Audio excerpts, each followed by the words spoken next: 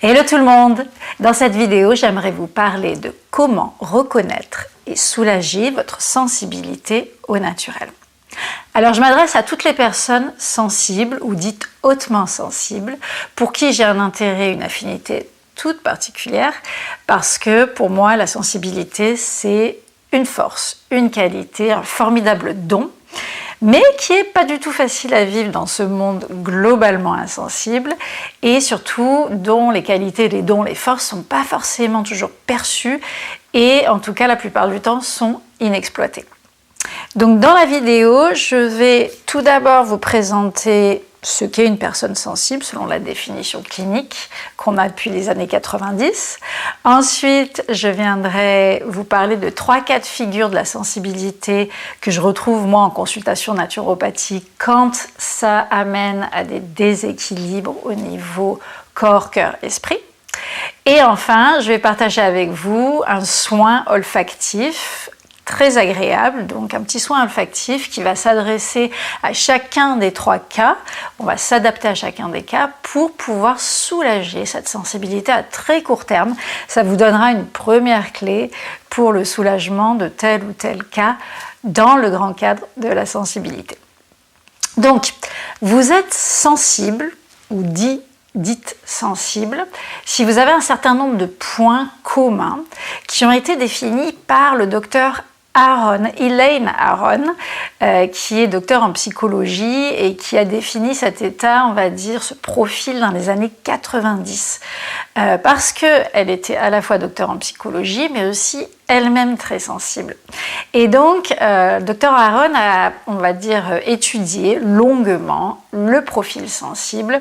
En particulier avec son mari, ils ont mené beaucoup d'études cliniques avec des IRM fonctionnels, donc de l'imagerie qui permettait de voir la réponse du cerveau, du système nerveux à certains stimuli en fonction du profil des gens.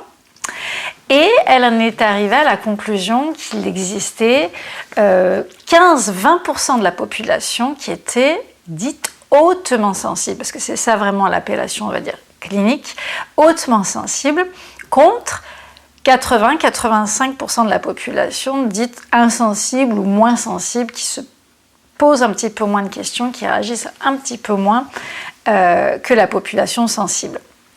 Donc, on va regarder un petit peu de quoi il s'agit. Vous êtes hautement sensible si votre système nerveux est plus réactif que la norme à un même stimuli. Ça veut dire que votre système nerveux est hyper réactif, plus que la plupart de la population, la majeure partie de la population. Et on va dire que cette hyperréactivité, elle est vue sur IRM, c'est-à-dire que face à un même stimuli, face à quelqu'un qui serait moins sensible, vos zones du cerveau s'allument plus rapidement et il y a plus de zones du cerveau qui s'illuminent, qui s'activent. Donc c'est comme si votre système nerveux était câblé pour répondre plus rapidement, plus intensément, de façon plus complète à un stimuli donné. Donc le docteur Elaine Aron, face à ce constat, et après elle a fait des études cliniques pendant des années, ça nous amène jusqu'en 2025 aujourd'hui, elle a établi, on va dire, 5 grands critères qui nous permettent de reconnaître si on est sensible ou pas. Parce que souvent, quand on est sensible, on se sent seul, un petit peu déplacé par rapport au monde, et on ne se rend pas compte qu'il y a d'autres personnes qui sont comme nous. Donc je vais les citer très très rapidement et puis vous allez pouvoir voir si vous vous reconnaissez là-dedans ou pas. Le premier critère, c'est que si vous êtes sensible, hautement sensible, vous allez percevoir les stimuli extérieurs ou intérieurs plus profondément. Le terme qu'elle utilise, c'est vraiment plus profondément. On pourrait comprendre aussi plus intensément. Et ce qu'elle veut dire par là, c'est que vous allez observer le monde extérieur et votre monde intérieur avec plus d'attention.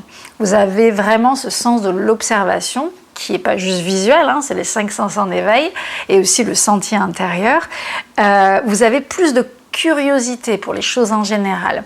vous avez plus remarqué des choses, des grands changements ou des petits changements. Vous allez être la personne qui va se poser plus de questions que la norme. C'est-à-dire que vous allez vous poser toutes les questions existentielles, le pourquoi, du pourquoi, du pourquoi, alors que la plupart des autres personnes n'observent pas forcément ce qu'il y a autour d'elles, ni ce qui se passe à l'intérieur d'elles, et puis se posent pas forcément autant de questions. Et ça amène aussi cette perception profonde à des personnes qui vont être un petit peu plus sur le qui-vive, plus en hypervigilance, plus vigilant, plus alerte. Le deuxième critère, c'est que vous allez percevoir des stimuli très fins et subtils. Donc autant au niveau sensoriel par les 5 sens qu'au niveau feeling. Donc, par exemple, ça va donner, si vous êtes sensible, vous allez être beaucoup plus sensible à, par exemple, des palettes de couleurs. Vous allez percevoir toute la diversité de la palette ou des couleurs très particulières avec des notes particulières que d'autres, pour eux, ça leur passe complètement à côté, par exemple. Ou alors, dans une mélodie, vous allez percevoir des sons distincts et en même temps capter l'entièreté de la mélodie de façon plus fine, plus subtile. Dans un parfum, vous allez pouvoir dénoter des effluves plus facilement et puis pouvoir comprendre, sentir la diversité, la richesse de ce parfum, etc., etc. Au niveau tactile, ça donne des personnes qui ont plus cette sensibilité au niveau de la peau, et notamment des habits sur la peau qui sont gênés par des petites choses qui pourraient venir irriter, les étiquettes dans le t-shirt, etc., etc. Il y a moult exemples que je pourrais vous donner, mais ce n'est pas le sujet de la vidéo. Mais ça donne aussi une perception plus fine, par exemple, des rayons du soleil sur la peau, ou du froid, du chaud.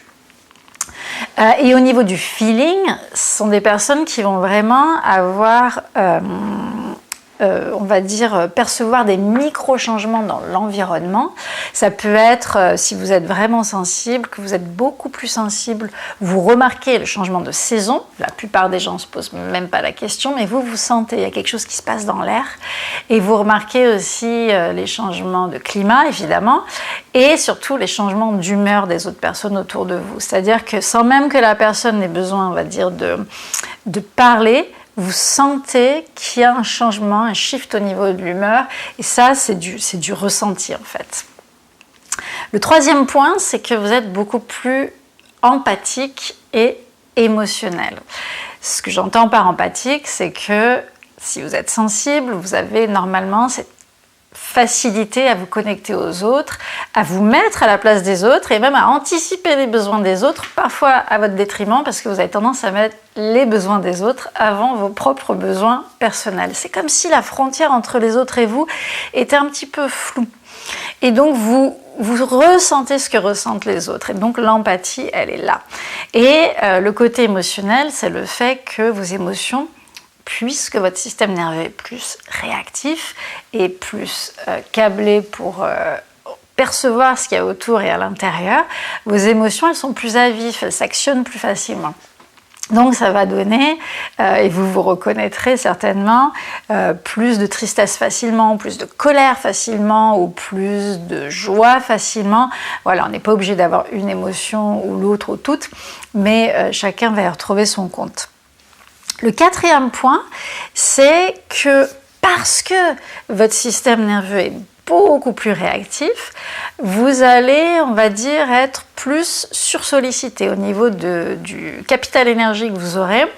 Eh bien, pour un même stimuli chez une autre personne, vous allez être plus facilement usé, fatigué, ou alors vous n'allez pas... Alors, il y a deux cas de figure, soit les personnes qui savent qu'elles sont sensibles, se respectent et essaient de poser des limites, mais souvent c'est difficile pour ce profil de poser des limites, soit vous allez aller au-delà de vos capacités, vous allez pousser plus que vous ne pouvez réellement donner, et donc vous allez être dépassé, surmené, vidé de votre énergie.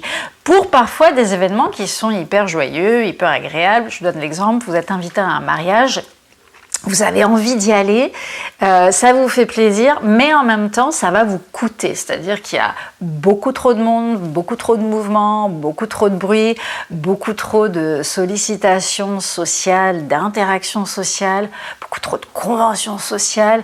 Et tout ça à la fin de la journée, que vous le veuillez ou non, ça va vous fatiguer et vous mettre en sur-régime en fait. Voilà. Et le cinquième et le dernier trait, c'est que vous avez ce qu'on appelle une sensibilité différentielle. C'est très simple, c'est qu'en fait, en fonction de votre environnement, de votre entourage, auquel vous êtes hyper attentif, attentive et sensible, vous allez vous exprimer différemment. C'est-à-dire que si l'environnement, l'entourage est génial, que tout va bien, que c'est équilibré, votre sensibilité, elle va s'exprimer comme justement une qualité. Vous allez pouvoir donner le meilleur de vous-même.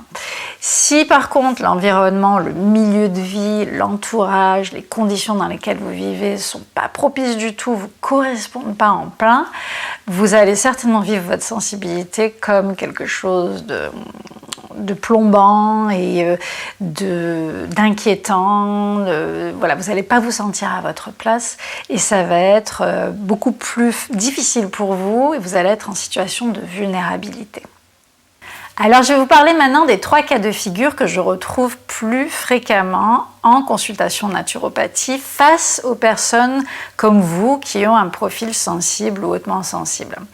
Et mon rôle à moi, c'est de les accompagner par, on va dire, tous les agents naturels à ma disposition que j'ai depuis 20 ans dans ma boîte à outils, on va dire, sur le court terme, le moyen terme ou le long terme pour pouvoir soulager leurs maux avec tout ce qu'il y a de plus naturel au niveau de l'alimentation, de l'hygiène de vie, du souffle, du qigong, des visualisations, et on passe par les recettes, les remèdes et les rituels naturels, les plantes bien entendu, etc., etc. Donc le premier cas de figure, c'est la personne, et vous vous reconnaîtrez si c'est votre cas, vous êtes en surmenage, en sur-régime, ou vous êtes stressé, soyons clairs, surmené, vous donnez trop, c'est le scénario du trop-plein, et qui a réellement besoin d'être calmé et apaisé. Donc c'est la première phase ou deuxième phase, on va dire, du scénario du stress. Et l'idée, c'est vous êtes toujours actif, toujours active, et souvent ça ne se voit pas forcément de l'extérieur. Ça peut se voir de l'extérieur, mais il ne faut pas sous-estimer qu'une personne sensible, sa particularité, c'est que tout ça peut se passer intérieurement, juste dans le fait d'observer l'univers, d'observer les choses tout autour d'elle, par les 5 sens, de capter tous ces stimuli extérieurs et d'avoir un monde intérieur chamboulé. Les autres ne vont pas forcément s'en rendre compte. Donc vous savez intérieurement que vous êtes usé, épuisé. Vous avez souvent du mal à poser des limites, justement. Ça, c'est un grand souci avec les personnes sensibles, c'est qu'elles ont du mal à dire « stop, là je m'arrête parce que je me respecte ». Elles vont beaucoup donner, elles sont très généreuses. Et du coup, moi, mon rôle, ça va être d'aider à calmer, apaiser ce trop-plein et vous amener vers plus de sérénité, plus de calme, de pouvoir poser effectivement des bonnes bases d'hygiène de vie à tous les niveaux, mais aussi de pouvoir poser des limites pour ne pas vous retrouver dans ce sur-régime et cette sursollicitation où tout va trop vite, trop fort et vous êtes en sur-régime. Le deuxième cas de figure, c'est lorsque, en général, vous êtes allé trop loin. Souvent, c'est suite à un sur-régime, un stress, un surmenage, qu'on rentre dans un état de fatigue chronique. Donc, si c'est votre cas, vous vous reconnaîtrez.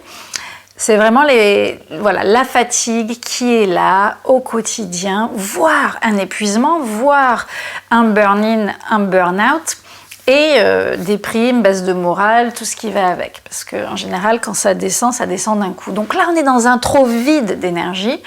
On a un petit peu moins de capacité pour gérer tout ce qu'on doit faire dans ce monde.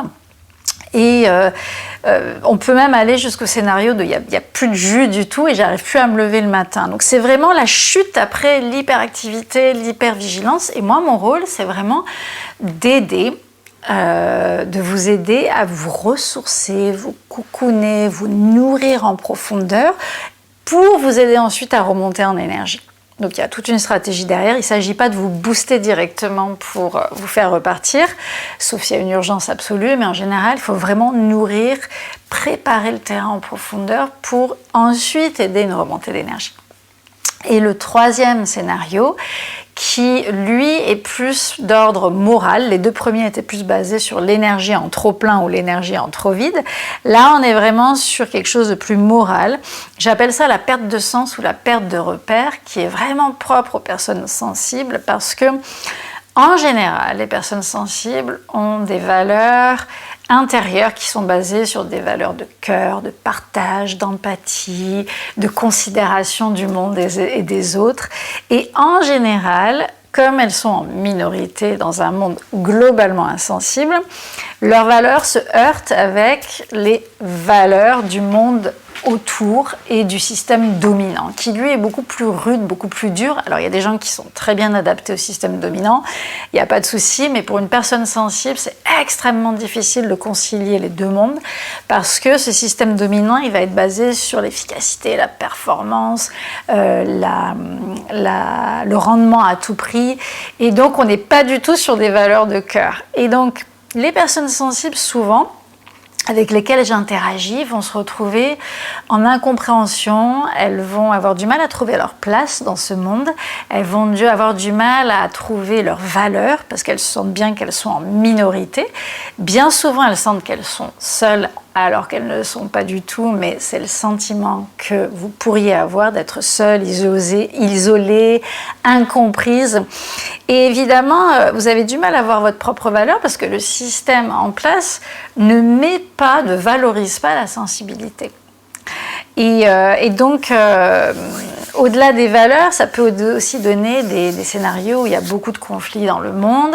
Une personne sensible comme vous, elle va se sentir facilement émotive par rapport aux soucis dans le monde, elle ne va pas pouvoir décrocher facilement, couper, elle va tout prendre un petit peu comme une éponge et avoir du mal, elle va se laisser submerger par toutes les nouvelles morbides de ce monde et finalement avoir du mal à prendre soin d'elle. Donc elle peut sombrer rapidement dans une baisse de morale, une baisse de foi, une baisse d'espoir, voire la déprime, voire la dépression.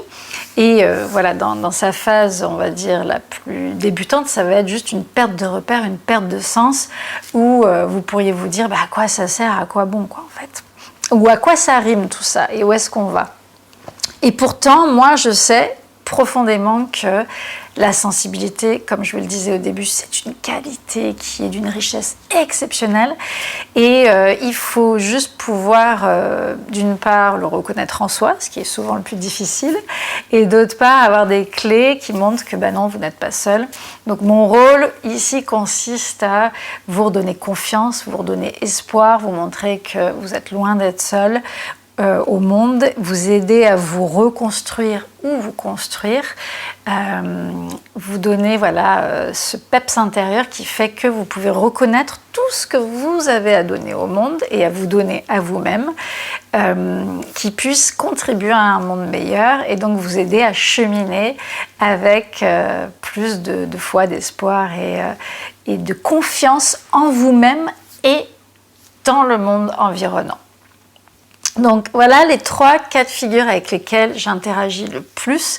J'en ai fait ma spécialité au fil des années et j'offre, on va dire, tous les éléments, toutes les clés naturelles à ma disposition que j'ai pu glaner au cours des 20 dernières années pour soulager ces 3 cas de figure et vous aider par les moyens naturels à aller vers quelque chose de plus équilibré, de plus stable et de plus pérenne.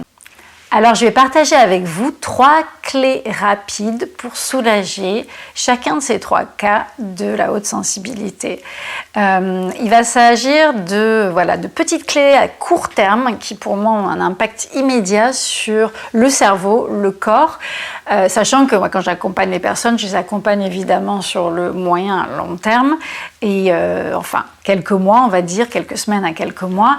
Donc là, ce que je vous offre, c'est vraiment une toute petite clé très rapide pour pouvoir débuter et donner envie d'aller voir un petit peu plus loin.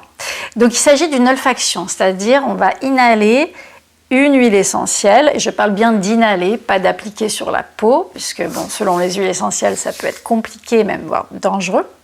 Donc on va inhaler une huile essentielle et cette huile essentielle en fait elle va avoir le pouvoir olfactif de nous transporter rapidement vers un autre univers, un autre contexte, une autre atmosphère.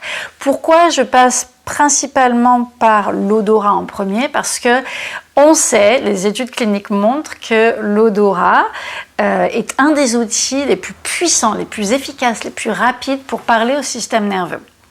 Et donc c'est en général immédiat. Vous avez votre huile essentielle que vous pouvez mettre sur un mouchoir ou dans un diffuseur, il suffit que de quelques gouttes, et puis ça va embaumer la pièce ou bien simplement sous votre nez.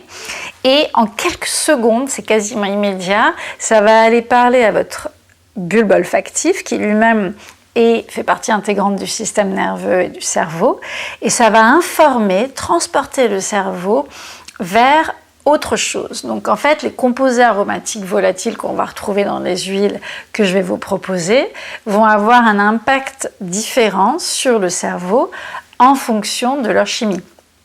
Et parce que ça nous emmène au niveau cérébral vers un message particulier, ça peut être soit la détente, le calme, soit au contraire l'éveil, soit ça peut aussi l'éveil plus de l'esprit, on ouvre l'esprit grand, on va aller chercher l'inspiration.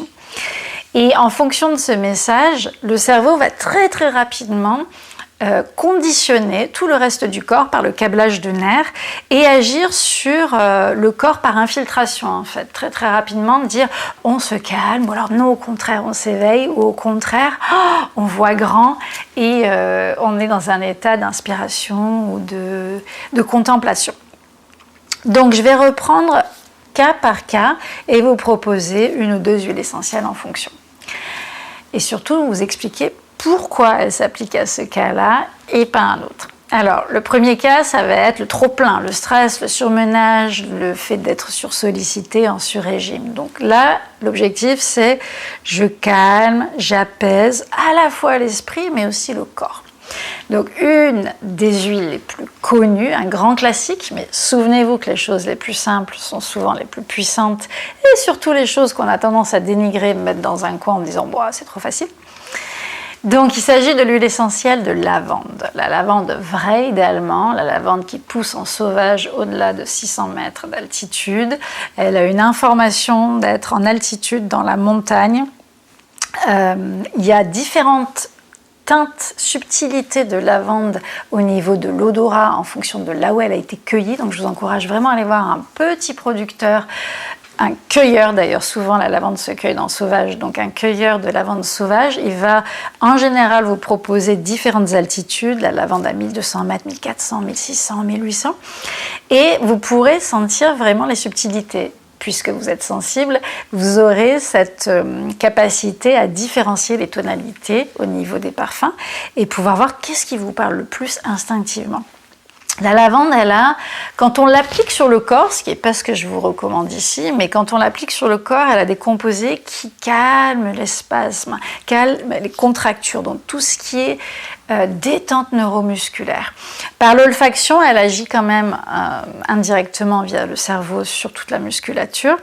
Et donc, elle est relaxante, apaisante, calmante. Elle induit un état de sommeil sans pour autant être somnifère ou nous permettre de dormir. Elle nous met dans de bonnes prédispositions pour pouvoir ensuite aller vers un état de sommeil. Et elle apaise bien sûr le cerveau et la pensée, c'est-à-dire qu'elle va calmer l'anxiété, les ruminations et aussi l'hypervigilance. La deuxième possibilité, parce qu'il y a des personnes qui sont adverses à la lavande, ça va être l'orange douce. Donc là, on est plus dans les agrumes et je précise bien orange douce parce qu'il existe l'orange amère, il existe aussi tout ce qui est citron, mais on veut absolument pas aller vers les citrons. Là, on veut quelque chose de cocooning, d'agréable, de doux, comme son nom l'indique, orange douce. Donc on est sur de la détente comme la lavande, il y aura un petit peu moins le côté antispasmodique, mais ça nous met dans un état de pré-somnolence qui calme le corps et l'esprit. Donc il suffit que vous mettiez quelques gouttes, comme je vous le disais, sur un petit mouchoir ou dans un diffuseur et vous embaumez la pièce et ça va faire toute une différence. Deuxième cas de figure, le trop vide, la personne qui est allée trop loin, qui est fatiguée de façon chronique ou qui est épuisée, voire burn-out, burn-in avec un coup sur le moral. Il n'y a plus de jus. Donc là, l'idée c'est de faire tout le contraire de ce qu'on vient de voir, c'est-à-dire on va vouloir éveiller. Éveiller quoi? Le corps, l'esprit, et je dirais même réveiller un petit peu, c'est-à-dire sortir de l'esprit embrumé dans le coton, sortir de cette léthargie. Donc là, on veut des huiles qui soient dynamisantes, qui aient un petit coup de fouet, quoi, qui nous permettent d'un coup, on sent et ça réveille. Il faut quelque chose d'un peu plus vif. Donc on ne peut pas se tourner vers les deux premières parce qu'elles seraient plus somnolentes. Donc la première catégorie que je vous propose, c'est tout ce qui est conifère, que ce soit des pins, des sapins, des épinettes. Vous êtes là face à des huiles qui ont des composés aromatiques volatiles extrêmement oxygénants. Donc, qui dit oxygénant dit réveille le corps, réveille l'esprit. Il y a dans ces conifères les effluves de la forêt qui donnent envie d'aller de l'avant, qui tonifient le cerveau quelque part et qui nous mettent dans cet état d'éveil qu'on recherche, sans pour autant nous mettre dans un état d'hypervigilance. L'autre catégorie, au-delà des conifères, ça va être le citron. Donc là, on est encore dans les agrumes, mais contrairement à tout à l'heure, on n'est pas dans l'orange douce qui apaise et qui coucoune, on est dans le citron qui a un parfum beaucoup plus vif. Il y a dans son arôme de l'acidité et dans son parfum quelque chose de plus aigu, de plus pointu, de plus coup de fouet. Et on sait que quand on inhale du citron, eh bien, ça éveille de la somnolence, ça réveille la tête, ça sort des états où on a le cerveau embrumé ou la tête dans le coton, et ça nous aide à sortir des états de fatigue. Troisième cas de figure, moi ce que je recommande souvent, quand on est dans une perte de sens, un gros coup au moral, à quoi bon, une perte de repère face au monde et surtout une baisse de morale qui induit une perte de confiance en soi, un manque de foi, un manque de confiance dans le monde, j'aime bien orienter vers des effluves, des parfums qui ont été utilisés traditionnellement depuis toujours pour éveiller l'esprit, non plus comme on vient de le voir, c'est-à-dire je me réveille, mais éveiller l'esprit à plus grand que soi, c'est-à-dire à ouvrir grand l'esprit vers quelque chose de plus grand, de plus vaste, et ça va redonner quelque part la foi dans le monde environnant, la foi dans tout ce qui est. Donc il nous faut des notes qui donnent envie de croire, qui remontent le moral. Donc quelque chose qui soulève et en même temps quelque chose qui ouvre. Et donc les deux dont je vais vous parler ici, elles ont toujours été utilisées pour tout ce qui était méditation, spiritualité. En particulier la verveine citronnée. Donc elle est proche du citron, donc on a ce côté coup de fouet, vif, éveil, et en même temps elle a une note exotique qui fait qu'il y a quelque chose d'un peu plus riche qui se pose dessus, quelque chose d'un petit peu plus épicé on va dire, et elle a donc cette double fonction de je réveille et j'enveloppe. Je ressaisis quelque part et en même temps je coucoune parce que on est sur quelque chose d'exotique, un petit peu floral et à la fois citronné. Elle donne à la fois l'envie d'aller de l'avant et la notion de plaisir, de prendre soin de soi. On dit que c'est du pétillant intérieur, comme du soleil intérieur. L'autre, c'est le basilic sacré. Donc le basilic sacré, c'est un basilic qui est utilisé en Ayurveda, en Inde, depuis des millénaires, pour la méditation, pour aller atteindre des états de conscience modifiés. C'est une plante qu'on prend aussi quand on la prend en interne, donc en phytothérapie, pour la déprime, les petits coups de baisse au moral.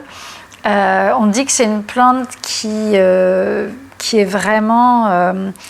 je vais reprendre ce que j'ai dit tout à l'heure, qui ouvre l'esprit parce qu'elle nous amène vers la contemplation. Elle a au niveau de sa note, alors c'est un basilic, mais c'est pas un basilic traditionnel, donc elle a encore une fois le côté exotique, un parfum un peu floral qui va nous emmener vers une grande richesse au niveau de la palette de parfum, mais éveiller en nous une grande richesse intérieure, nous donner envie de regarder ailleurs et de s'éveiller à autre chose, à plus grand que soi. Voilà donc les 3 cas de figure avec les 3, on va dire, petits remèdes à court terme. Ne sous-estimez pas leur puissance parce qu'on peut très bien faire des petites cures olfactives pendant quelques jours, quelques semaines. On se met en prédisposition face au soleil par exemple. On est dans un environnement calme, posé, nourri par le soleil avec cette petite olfaction qui va nous donner 3 orientations bien distinctes. Je ferai beaucoup plus de vidéos à l'avenir sur la sensibilité et les remèdes. Sachez que j'accompagne toutes les personnes hautement sensibles, empathiques, avec grand plaisir. C'est vraiment un terrain que je connais bien. Et tout ce qui est système nerveux, câblage du système nerveux, c'est aussi un terrain que je connais très bien, c'est du vécu personnel. Si vous voulez en savoir plus sur mes accompagnements, allez voir sur mynaturel.fr. Il y a le détail de ces 3 formes d'accompagnement sur quelques mois seulement. Et ça peut vraiment valoir le coup de se poser, de s'accorder du temps pour soi, pour aller creuser un petit peu plus loin. Qu'est-ce qui est bon pour vous? Alors évidemment, je m'adresse aux personnes sensibles, mais je m'adresse aussi à votre individualité. C'est le propre de la naturopathie. C'est vraiment d'aller voir qu'est-ce qui fait que votre sensibilité à vous, vos prédispositions de santé, vos préférences, votre caractère, votre personnalité a besoin de telle ou telle recette, remède, rituel naturel. Voilà. Je vous remercie pour le temps que vous avez accordé à cette vidéo et je vous dis à très vite et à tout bientôt pour de nouvelles vidéos sur ce même sujet.